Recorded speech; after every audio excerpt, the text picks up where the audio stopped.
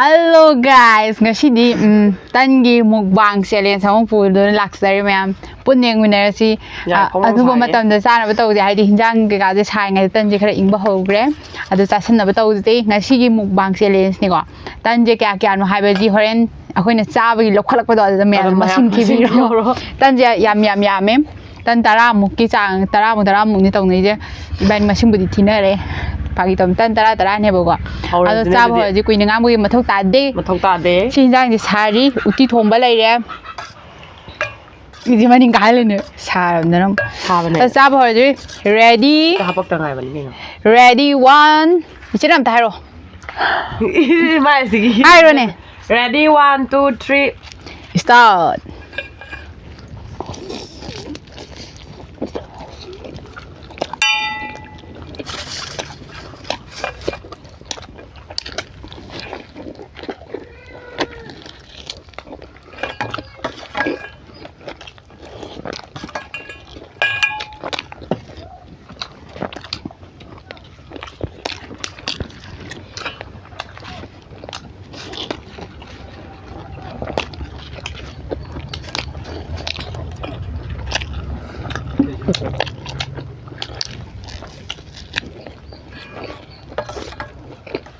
Hinggang juga susah ya.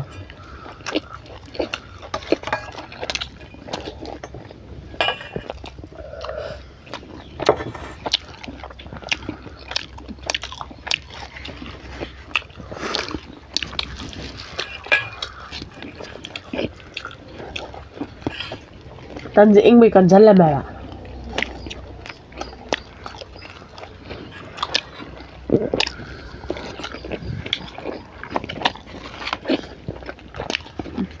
Mấy mày ăn sao không hay à?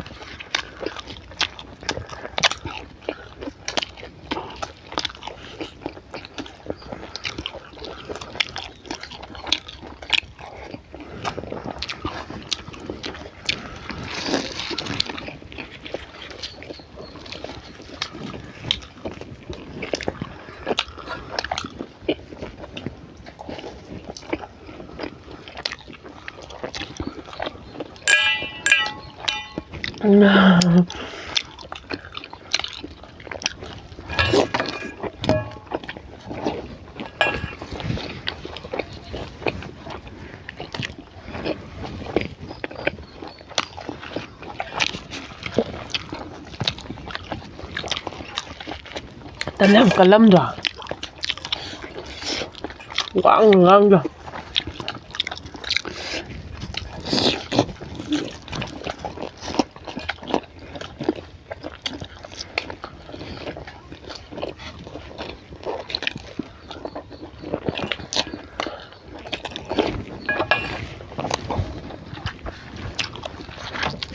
Mai em có tin mà suy nghĩ là có cầm tôi mà không áo hả cái đâu à? Nó đánh gas rồi sao ạ?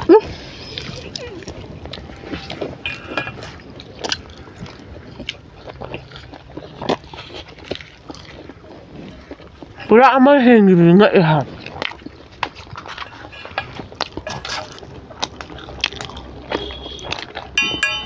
Bị gì không? Ama pura hình lên mà hả?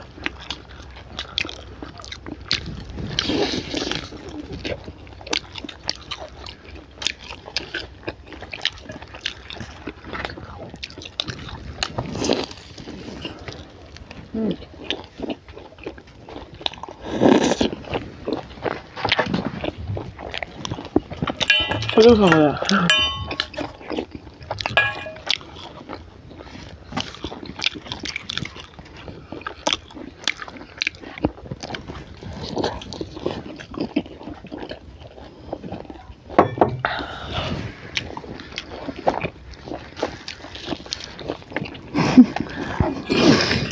Không phải là mình đã gần.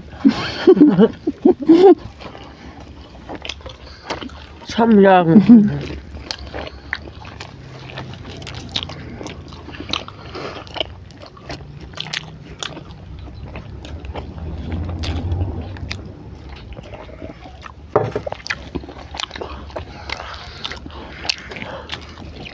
Đi xuống rồi cô.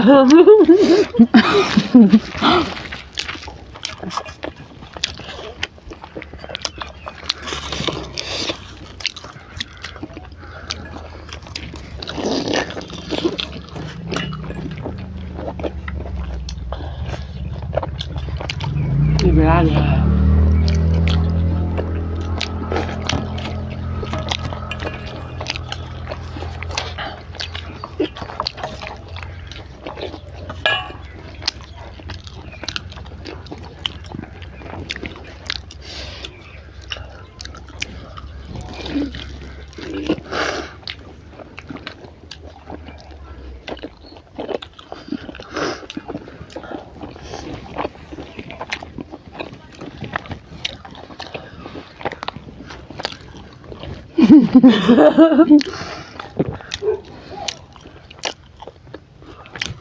Mình chỉ béo đấy ạ.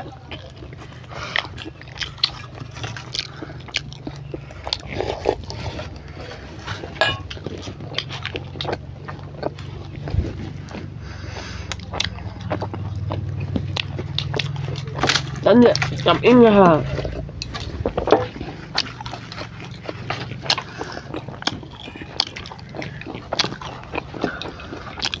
Tấn thì mga tầm vậy mà.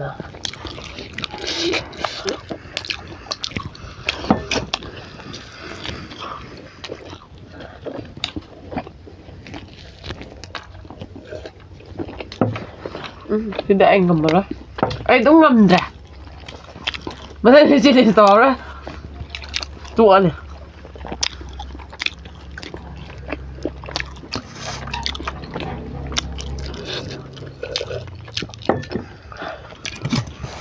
Người này bạn.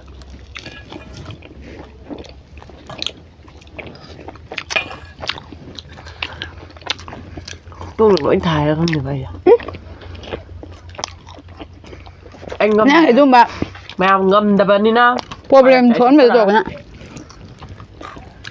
Mai ngâm mình lên. Không chẳng em. Đúng ngâm mà nè bạn. Xuống ngâm mà rồi nè. Hay đang problem thuộc bên này nè. Dạ ra này. Đó là problem ông chú sạc cái đi về đấy. Cái gì problem? Cái gì problem thuộc bà? Thôi về problem đâm tay rồi nè. Cái problem thuộc là cái rồi bà. Mi anh ngâm giờ ta problem. Đôi đang problem một cái nè. Masih ngâm ngâm giờ tan mà sinh đã han bagi đó. Anh nói mà sai cái là mà anh rồi lên mày bà. Anh đi anh đi chụp được hết kia bà ngay đi bồi ninh đi tan mà sinh dùng cả giờ. Mà hết lên mày. Sang hàng này xin đi lại rồi. Chả chứ mày không hiểu mà ra. Em hỏi mày ăn gì đấy? Thì sao thế? Thì cái lát lên đây cái bên chôm đông ca cái quan đó. Làm challenge nhưng mà anh là xuống ngâm challenge rồi lại ban challenge rồi với cán nào vậy lại trả. Tu mà challenge store rồi challenge sai bây giờ đi ngâm để khang ngâm mi được ạ. Anh Mày không có nghe cái gì vậy đó ra. À xong mày chỉ cái này bài ngồi đó challenge. Nói chứ anh phải tân tra bên này mày làm comment đại biết không? Adu mày ăn channel sibu yang winning cái đi subscribe tao biết không? Comment giúp biết không? Imay pagsi ka nam tao ya ay tham cho ra được ra. Không cái ba phun cái này mà phun. Ay ham ba di tan do. Anh đi là khắc đi chi di tan naman à. Ôi nam dang gram ni cái. Tan to cái này akan mang tôi lên mình nè. Tan là sao em tôi giao. Nang nè sao ba di ay nè tôi akan ma ay di nga sai di ha ba tham mi. Tan to gam ta di nè. Ay di gam kala manim tio. Da ha ba. Da dung khatan ni. Ay di gam kala manim tio ngo. Nang di hois da ho bang ta nè. Ay di mari labar dong ha. Set po bang. Set po bang din. Nang di hois da ho nga ta ay na sai di ha ba tham mi ba. Dena di hai ze ba lo ya da ba man. Nang di hois da ba ko ne ha ga tin na ko sai do ga. Ya de du su kan la. Mình nang di hois da ha ko ne di chi tao ngay đấy mà ha. Cái này nó mà chưa coi đi thấy chưa? Anh thấy tại chưa cái. Anh chị nghĩ đi. Video này mà đang quay lối chân là cái mà tung là bắt tà đấy. Mèo có cái video gì luôn à cái thì mèo comment tập bữa mong cái này Like đâm video mong. Bye bye.